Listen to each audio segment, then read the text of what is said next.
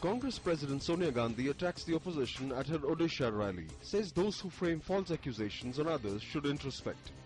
वैसे तो ये लोग झूठे इल्जाम लगाने में बाज नहीं आते, लेकिन अपने भीतर ये लोग कभी झांक कर नहीं देखना चाहते।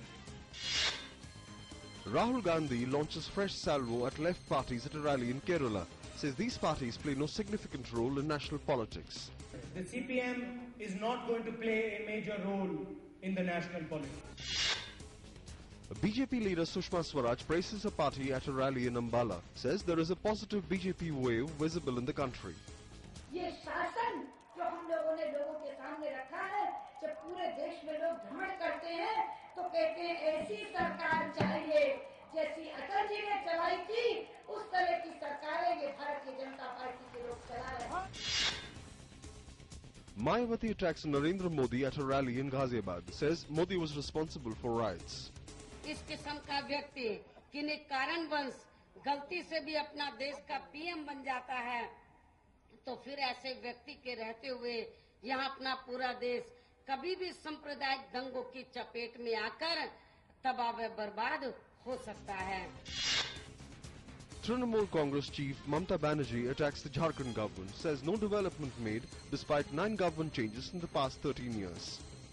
13-14 साल हो गया है, नो गवर्नमेंट चेंज हुआ है, नो सरकार आया और नो सरकार गया।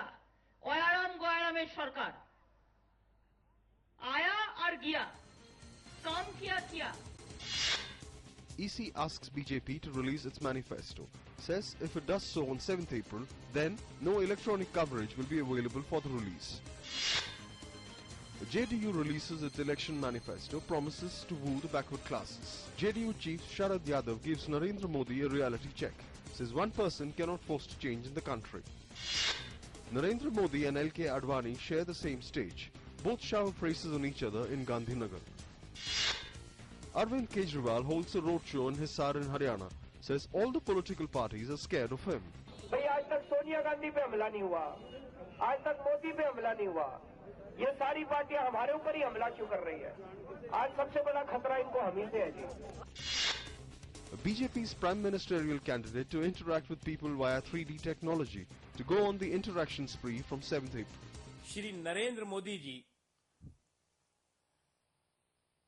3D होलोग्राम के माध्यम से देश के 1000 से ज्यादा स्थानों पर भारत विजय रैली को संबोधित करेंगे।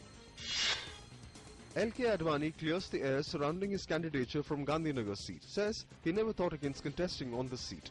I had never intended not contesting from Gandhinagar. BJP candidate Amit Shah sparks controversy over his statements. Congress asks Election Commission to take strict action. Shri Amit Shah व श्री सुरेश राणा के खिलाफ फौरी तौर से आपराधिक मामला दर्ज किया जाए और उन्हें देश के किसी भी हिस्से में चुनाव प्रचार से रोका जाए व प्रतिबंध लगाया जाए.